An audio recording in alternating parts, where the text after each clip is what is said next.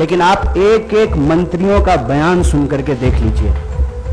जो लोग अग्निपथ योजना का फायदा गिना रहे हैं, ऐसा लग रहा है कि कोई चीज वो बेचने की कोशिश कर रहे हैं। जैसे सेल्समैन की भाषा होती है ना, वाह मेगा बम्पर ऑफर चल रहा है, आपको 20 लाख रुपया भी मिल जाएगा, 4 साल में आप रिटायर भी हो जाएंगे, फिर आपको रिजर्वेशन भी मिल जाएगा। इस भाषा की मानसिकता को समझने का प्रयास कीजिए। ऐसा लगता है कि रेलवे स्टेशन के बाहर कोई चूहा मारने की दवा बेच रहा हो।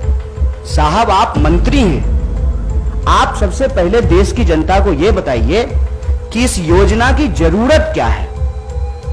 हर साल जब 50,000 से ज्यादा भर्तियां और नियमित भर्तियां, जिसमें टीए भी है, डीए भी है, पेंशन भी है, सेंट्रल स्कूल में एडमिशन का भी प्रावधान है, रेलवे का भी टिकट मिलेगा, हवाई जहाज का भी टिकट मिलेगा, और अगर सर्वोच्च बलिदान आप देते हैं, आपको शहादत होती है, तो आपके परिवार का भी ख्याल रखा जाएगा।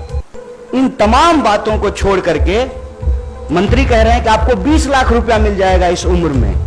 यह वही भाषा नहीं है कि प्रधानमंत्री जी बोले थे कि काला धन वापस आ जाएगा तो आपके खाते में 15 लाख रुपया मिल जाएगा। मिल गया क्या 15 लाख रुपया?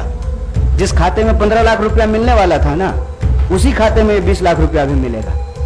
इस मानसिकता को समझने की जरूरत है, और इसीलिए हम लोग इस योजना की जरूरत के सवाल उठा रहे हैं। जब देश में एक नियमित भर्ती प्रक्रिया है, 2014 में देश बना है, उससे पहले क्या आर्मी में लोग बहाल नहीं होते थे?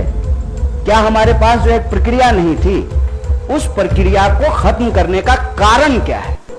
तब सरकार के कुछ दावे बताए जा रहे हैं। दावा क्या है? दावा यह है कि हम चाहते हैं कि हमारे देश के नौजवानों को रोजगार मिले। ये तो आप चाह रहे हैं, ये आप वादा भी कर चुके हैं कि हर साल आप 2 करोड़ नौकरी देंगे। उस 2 करोड़ नौकरी को छोड़ करके पीएमओ ने अभी ट्वीट किया कि हम 10 लाख रोजगार देंगे। साहब, अगर आप रोजगार देने के लिए सीरियस होते, 28 लाख पोस्ट जो हैं वो सिर्फ सेंट्रल गवर्नमेंट में रिक्त पड़ा हुआ है, और आप स्टेट गवर्नमेंट में जाकर के देख लीजिए, भर्तियां नहीं की जा रही है। हकीकत क्या है? हकीकत यह है कि ये असली बात देश की जनता से छुपाना चाहते हैं। असली बात क्या है?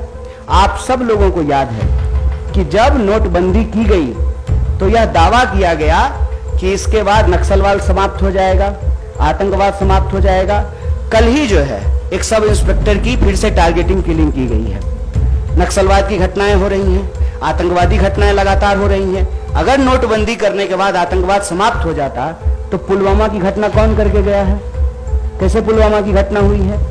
तो ये दावा करते हैं। जब उस दावे का आप पड़ताल करेंगे तो आपके ऊपर ही आरोप लगाना शुरू कर देंगे। एक व्हाट्सएप मैसेज घूम रहा है जिसमें कहा जा रहा है कि जिस भी योजना का कांग्रेस विरोध कर रही हो, ऐसा आप मान लीजिए कि वो योजना सही है। कांग्रेस के विरोध करने से आप चलते हैं? आप सत्ता में बैठे हुए मोदी जी, आपके ऊपर देश की जनता ने भरोसा किया।